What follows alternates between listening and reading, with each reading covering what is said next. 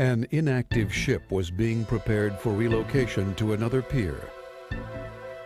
Two men were rigging a chainfall to lift the last of 7 3,000-pound mooring chains in order to secure it along the deck edge of the vessel. One half of the mooring chain was supported part of the way up the side of the vessel. The men were preparing to lift and secure the unhooked end of the mooring chain near the deck edge.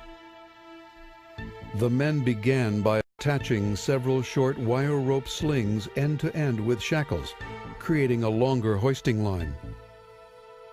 One end of the sling assembly was attached to the unlinked end of the mooring chain.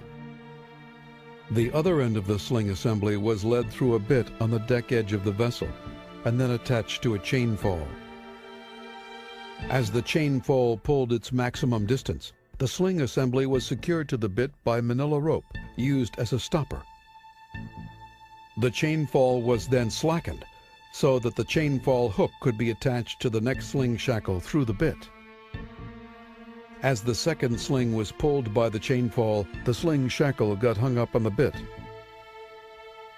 The sling assembly was secured with a manila rope stopper, and then the chainfall was backed off. While waiting for instructions, the worker walked into the area and looked over the deck edge to see what was wrong. The manila rope stopper snapped, causing the weight of the chain to be transferred back to the sling assembly. The slack assembly suddenly became taut and struck the rigger in the neck with tremendous force, breaking his neck. The rigger died instantly.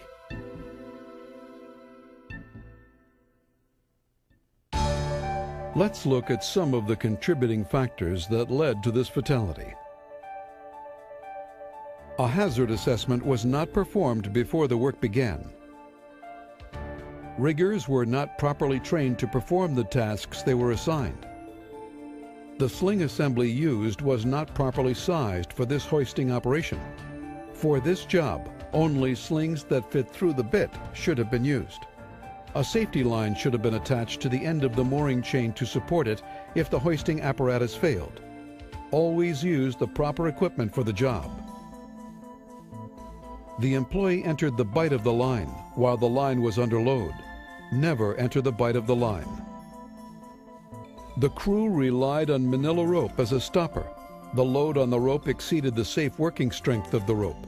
Never exceed safe working loads of rope, line, or chains.